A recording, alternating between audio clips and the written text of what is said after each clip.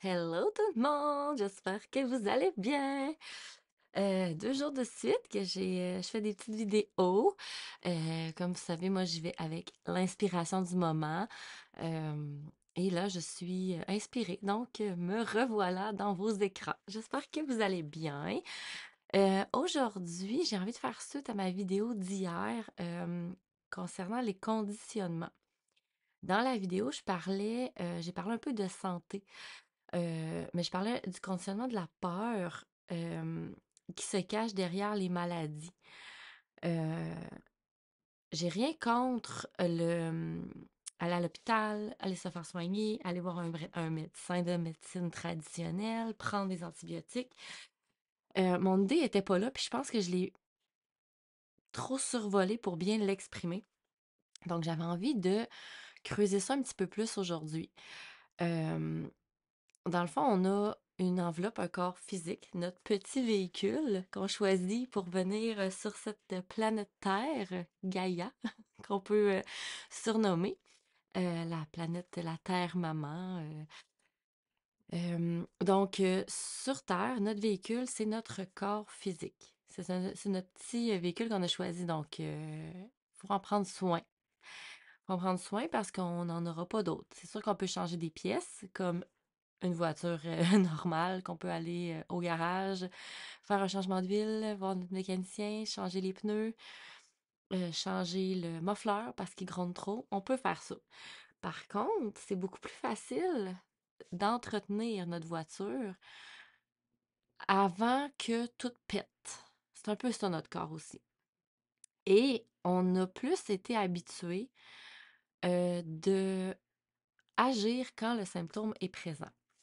Mais quand le symptôme est présent, c'est que c'est déjà rendu dans le corps physique.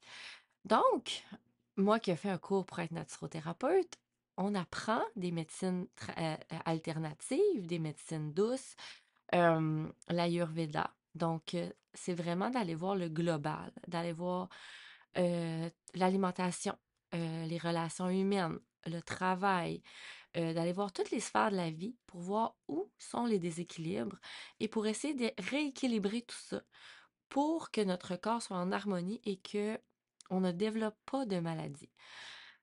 Par contre, quand la maladie est implantée dans notre corps, là, ces méthodes-là ne fonctionnent pas immédiatement. Ils vont fonctionner après. La différence, dans le fond, parce qu'hier, je disais, la peur nous conditionne à aller consulter. Heu, Puis dépendamment le malaise qu'on a, ben, ça se peut que vu que c'est de l'inconnu, on sait pas qu'est-ce qui se cache derrière, on sait pas pourquoi on a ça, ben, on a de la peur, c'est certain. Je pense que ça serait pas normal de pas en avoir. La différence, je crois, c'est que quand on a un conditionnement de peur, moi je l'appelle la peur au cul, hem, qu'au moindre petit symptôme, au moindre petite chose là, on va à l'hôpital en pensant qu'ils vont nous sauver. En pensant que ça va régler toute la situation, puis que le médecin, il va nous sauver. Le médecin, il va nous patcher le trou. Il va pas aller voir la source nécessairement de pourquoi j'ai fait telle chose, j'ai fait telle maladie. Là, c'est l'infection urinaire qui me vient en tête. Pourquoi, exemple, je fais une infection urinaire? Pourquoi j'en ai fait 2 à répétition? Pourquoi mon corps, c'est quoi le message que mon corps a à me dire? Moi, j'aurais envie de vous dire, si on fait juste se dire, OK, je vais à l'hôpital, je veux des antibiotiques, ça règle mon problème, ça réglera rien. Ça va régler sur le coup, ça va euh, euh, calmer le symptôme, ça va faire du bien, mais c'est tout. Ça va pas empêcher de revenir parce qu'on voit pas pourquoi, on va pas à la source pour comprendre pourquoi mon corps me parle en me déclarant une infection urinaire. Donc, ce qui peut nous aider, c'est le grand livre des malaises et des maladies, le grand dictionnaire des malaises et des maladies. Ça, moi, je trouve ça intéressant d'aller voir quelle partie du corps, quel symptôme, quelle maladie, c'est quoi le message derrière. Et habituellement, c'est très parlant. Donc, suite à ça, c'est qu'on met en lumière ça, cette problématique-là, on pourrait dire, ou ce déséquilibre-là, ou ce qui est dans notre vie présentement qui fait qu'on développe ça. Et après, c'est de voir et de mettre des choses en place. C'est d'en être conscient. Euh, et dernièrement, je pratique beaucoup aussi l'accueil. L'accueil de nos symptômes. Moi, hier, j'ai eu... mes filles ont commencé à avoir le nez qui coule, mal à la gorge, tout ça. Moi, c'était l'oreille. Vraiment ici, là, l'oreille, là, ça descendait jusqu'ici. Ça faisait mal quand j'avalais. Euh, Puis là, tu sais, j'aurais pu tomber dans «Oh mon Dieu, je veux pas être malade, je vais être maganée. Oh, j'ai un 5 à 7 de filles jeudi, c'est je reçois chez nous. Oh, qu'est-ce qui va arriver?» J'aurais pu tomber là-dedans, dans ce genre de tornade négative-là, de peur. Parce que c'est de l'inconnu, parce qu'on sait pas. Puis au lieu de ça, je me suis mis en position d'accueil et de me dire, mon corps, je lui fais confiance. Je lui fais confiance. En ce moment, mon corps m'envoie une alerte. Qu'est-ce que je dois en comprendre? Qu'est-ce que je peux faire pour l'aider? Fait que là, je me suis fait une tisane avec du gingembre, du curcuma. J'ai bu beaucoup d'eau. J'ai massé, j'ai mis de l'huile de tea tree. J'ai pris des huiles essentielles. Je me suis fait une capsule d'huile essentielle à l'oral avec des huiles qu'on peut prendre à l'interne. Moi, je prends les huiles de terra. Euh, et là, c'est ça. J'ai pas été en combat. J'ai pas été en «Ah, je veux pas ça. Non, c'est pas bon.» Et j'ai fait des points zéro. Donc, j'ai remis en mouvement. Je me suis dit, dans le fond, un point zéro, c'est qu'il n'y a pas de négatif et pas de positif, et c'est de prendre le négatif qui est extrêmement puissant, mais stagnant, et de le remettre en mouvement, comme un signe d'infini, un signe de 8. Donc, même si ça me tente pas, ou même si ça me fait chier d'avoir mal à l'oreille, je fais confiance amplement à mon corps, et là, je remets en mouvement. Un même si négatif et un positif. Je fais confiance à mon corps. Et ce matin, ça va déjà mieux. C'est impressionnant. Donc, je vais continuer d'en faire aujourd'hui. Je vais continuer de prendre soin de moi, de ralentir. Euh, Ça peut être un signe, justement, que j'ai besoin de repos, de ne pas me sentir coupable que j'ai besoin de repos. Euh, Tout ça fait partie de ça. Et c'est ça, c'est tellement beau. Il y a plein d'arc-en-ciel dans mon atelier. Je ne sais pas si je peux vous le montrer. Je sais pas si vous allez voir, parce que là, on voit pas bien. Ah oui, on voit dessus. C'est à cause que je suis en portrait vidéo, fait que ça fait un petit flou derrière. C'est mon diffuseur de lumière. Ça ici, là, mais là, il y en a un dans la fenêtre, comme ça, que je crée avec des pierres, des symboles et des petits cristaux. Quand le soleil frappe dessus, ça fait des petits arcs-en-ciel dans la maison. Alors voilà. Donc, c'est ça. C'est là que j'ai envie de dire qu'il y a une différence entre la manière qu'on aborde notre maladie ou notre bobo, on pourrait dire, l'attitude qu'on prend, et d'essayer de voir, est-ce que j'ai des conditionnements derrière mes réactions face à mes maladies. Est-ce que mon conditionnement, c'est j'ai mal à la tête, j'ai un petit début de mal à la tête, vite, vite, vite, je dois prendre une Advil pour pas que mon mal de tête devienne extrême, pour pas que ça se transforme en migraine, de peur que ça s'aggrave. Je pense que c'est là la différence. Ou plutôt de faire comme, oh, j'ai un petit début de mal de tête, peut-être que ça serait bien que j'aille me reposer un petit peu, boire de l'eau. Qu'est-ce que je peux mettre en place autre que prendre un médicament qui va couper l'influx nerveux, juste pour me dire, parce que de l'Advil, là, ça va pas aller vous guérir. Ça va juste couper le signal, l'influx nerveux de t'as mal. Ça coupe, fait que t'as pas mal, fait que tu t'engourdis, fait que tu dis, hey, je suis top shape. Donc, tu continues à faire ce que tu faisais, travailler, puis être bien, bien au bout. Mais en fait, ton corps, tout ce qu'il voulait, c'était prends-nous un petit 15-20 minutes, là, repose-toi, ressemble-toi, bois de l'eau, vois ta journée, est-ce qu'il y a des choses que tu peux changer? Je pense que c'est ça la différence, c'est la façon d'accueillir ça, de le voir. Et c'est intéressant de se mettre à observer ça constamment, dans le fond. Tu sais, j'ai cette maladie-là. Pourquoi? Pourquoi je me suis rendue, pourquoi mon corps s'est rendu à m'imposer cette maladie-là? Qu'est-ce que j'avais comme comportement, comme agissement, comme parole, comme habitude alimentaire? Qu'est-ce que j'avais et que j'ai encore que je pourrais modifier pour être mieux? Et ouais, c'est pas mal ça. J'ai envie aussi de survoler le thème des doshas parce que j'ai envie de vous faire une vidéo, la prochaine vidéo, là-dessus, là-dessus sur les doshas. Un dosha, qu'est-ce que c'est? J'ai envie de vous parler vraiment plus en profondeur parce que c'est quand même complexe. Peut-être que même je vais vous faire une vidéo générale des trois doshas et après une vidéo spécifique par dosha. Il y a beaucoup d'informations à mettre, à partager à ce niveau-là et c'est très, très intéressant quand on fait le test et on analyse quel est notre dosha parce que un dosha, dans le fond, c'est relié avec les éléments. Donc, la terre, l'air, l'éther, le feu et l'eau. Et c'est ce qui nous caractérise. C'est comme on est, même on est dans le ventre de notre mère et ça se crée. Exemple, moi je vais être, il y a trois doshas, là. Il y a Vata, Kapha et Pitta. Et là, ça va se placer. Puis, mettons, moi, je vais dire des chiffres par rapport, là. 80% Pitta, 10% Kapha, 10% Vata, mettons. Puis, ben, c'est qu'il y a de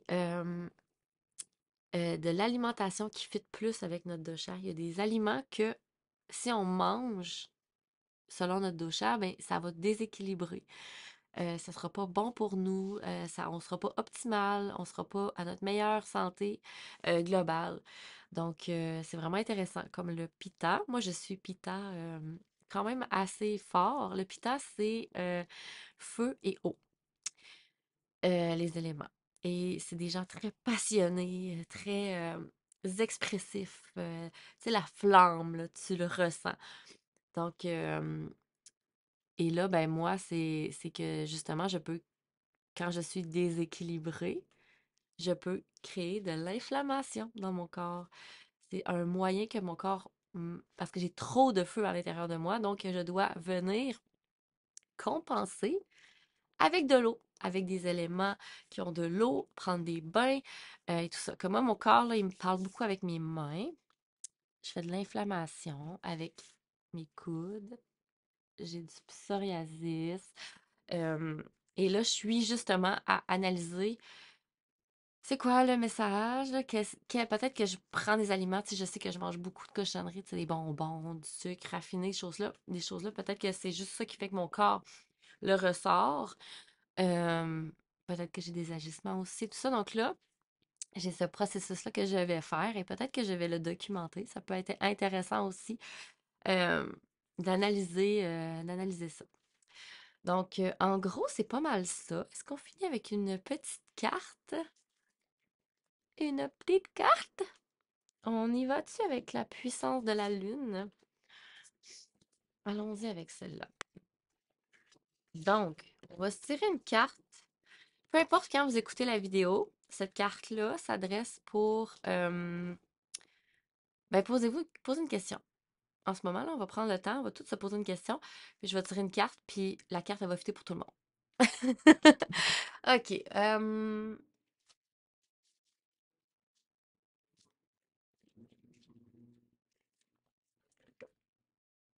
Oh mon Dieu, c'est la carte du dessus. Elle a tombé. C'est la carte du dessus de... Oh, il y en a deux. La lune montante. Il y en a deux. Oh mon Dieu, la lune montante et la lune descendante. Descendante. Donc, je vais lire les deux, puis vous allez voir celle qui vous parle selon votre question. Le jeu a décidé ainsi. La lune montante.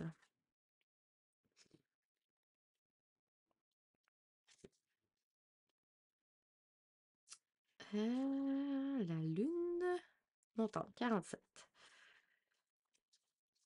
La lune montante t'apporte une énergie de promotion. Tu es actuellement dans une énergie de progression positive dans tes projets professionnels. C'est une énergie d'évolution positive. La lune montante te guide vers de plus grandes responsabilités et de nouveaux défis, et cela sur un court terme. Cette lune montante te rassure et te demande d'être prêt. Dans un avenir très proche, tu vas recevoir de nombreuses opportunités qui vont te demander une très grande force de caractère et une force de conviction. C'est ma sécheuse qui a fini. Je ne sais pas si vous entendez le bip bip. Cette lune t'amène de très belles surprises. Tu es à la hauteur et tu as toutes les capacités en toi pour relever ce défi. Sentimental, moi j'ai l'impression que ça c'était celle-là. Je vais lire sentimental, puis après, ok. La lune montante t'apporte une concrétisation de projet dans un avenir très proche, que ce soit par une rencontre où tout va se passer très rapidement, ou un renouveau dans une relation existante. Déjà existante. Tu es dans une énergie de réalisation de projets amoureux. Tu n'as plus besoin d'attendre, tout va se dérouler sur un court terme. Les choses vont être intenses et positives. Ta vie sentimentale prend un nouveau tournant pour ton plus grand bonheur, tu vas vivre les choses sereinement et un nouveau partage à deux va vite se concrétiser. Et ils disent que la lune montante t'indique que dans les 15 prochains jours, ça va être très important pour toi. Tu vas recevoir un signe fort ou vivre une expérience en lien avec ta demande. Cette lune t'invite à être dans un ancrage puissant pour agir rapidement et vivre les synchronicités en pleine conscience. Vis les choses d'une façon intense et surtout fais confiance à tout ce qui arrive pour toi. Cela va t'apporter un vrai bonheur et cela va te permettre d'être dans une énergie dynamique et positive. Et la lune descendante,